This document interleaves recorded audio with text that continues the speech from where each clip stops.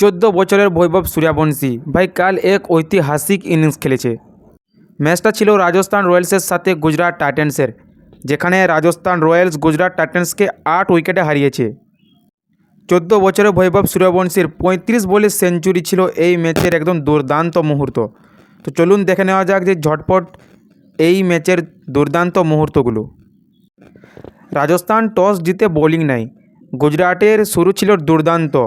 শুভমন গিল আর সাই সুদর্শন মিলে 93 রানের ওপেনিং জুটি করেন। গিল 50 বলে 84 রান আর জস বাটলার 26 বলে অপরাজিত 50 রান করে। শেষমেশ গুজরাট 209 রান করতে পারে। রাজস্থানের বোলিং মাহিশ থিকসানা 2 উইকেট শুধু নিয়েছে, আর বাকি বোলাররা খুব একটা ভালো উইকেট নিতে পারেনি এবং বল করতে পারেনি। হাসরাঙ্গার এক ওভারে 24 রান খরচা হয়েছে। 210 রানের টার্গেট চেস করতে নেমে রাজস্থান রয়্যালসের ওপেনাররা ছিল একদম দুর্দান্ত। 14 বছরের বৈভব সূর্যবংশী 17 বলে হাফ সেঞ্চুরি করে ফেলে এবং 35 বলে 101 রান করে ঐতিহাসিক সেঞ্চুরি করে। এটা ছিল আইপিএলের দ্বিতীয় দ্রুততম সেঞ্চুরি।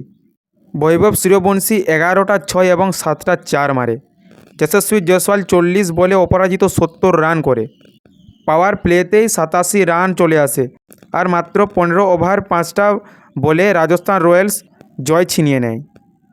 বৈভব সূর্যবংশীর 101 রান ছিল ম্যাচের সেরা মুহূর্ত। এমনকি রাহুল দ্রাবিড়ও হুইল চেয়ার থেকে উঠে তালি দিয়েছিলেন। বৈভব সূর্যবংশী প্রসিদ্ধ কৃষ্ণার ইয়র্কারে আউট হয়ে যায়। ততক্ষণে খেলা শেষ। জয়সওয়ালের ব্যাটিং আর রিয়ান পরাগের 6 দিয়ে ম্যাচ একদম ফিনিশ।